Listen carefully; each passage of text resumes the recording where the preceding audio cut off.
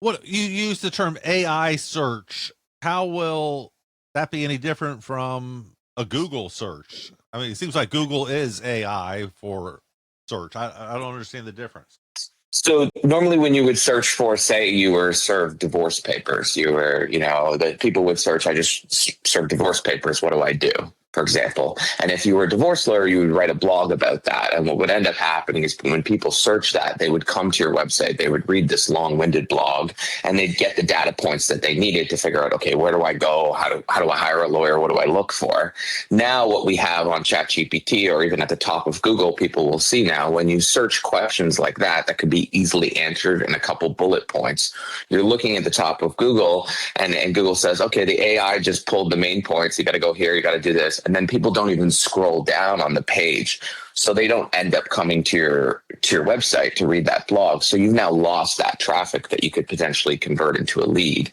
So that's what's changing in the whole space, is that if the AI can just give me what I need on a easy basis, just give it right directly to me, why would I come to your website?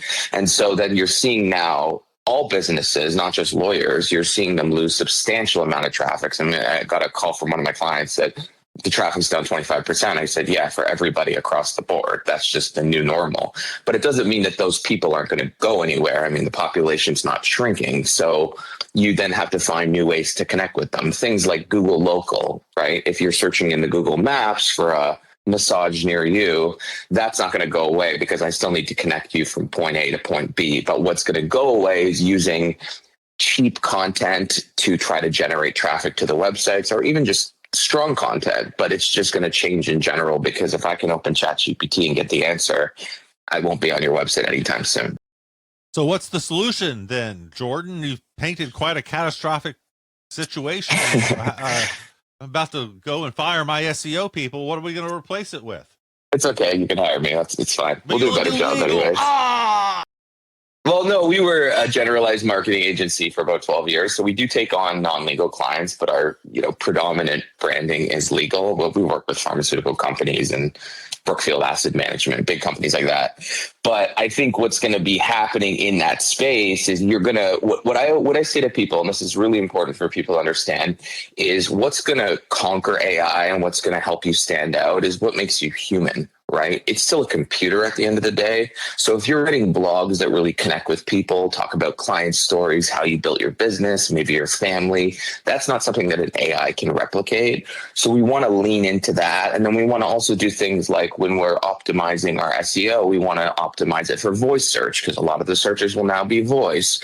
We want to make sure that... How is that any different from normal search? I mean, voice search, they translate it into a word and then search for dictionary store, right? I don't understand how voice makes any difference. That's translated into text, isn't it? Because when you pose a voice search, you do it more as a long-formed question, right? Before, when you're doing keywords, you're just searching like, let's say personal injury lawyer Miami. I'll use that example.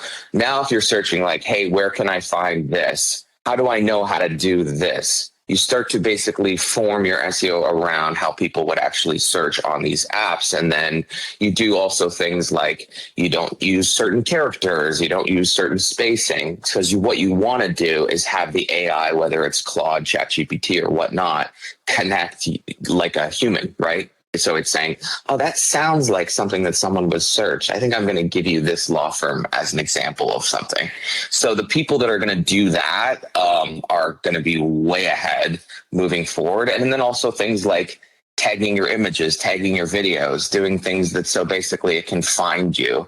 And the biggest thing I would say for anyone, I was able to generate easily about $1 million more in revenue for my client in about 3 months by optimizing the Google local page. That is not going away anytime soon. That's what shows up in your Google business. When we look for our local grocery store, stuff like that, you'd be amazed, Jim, at the amount of people that do not optimize that page, and it is inexpensive to do, and the traffic's already there, and they just don't think to update it, put new content, put new photos up.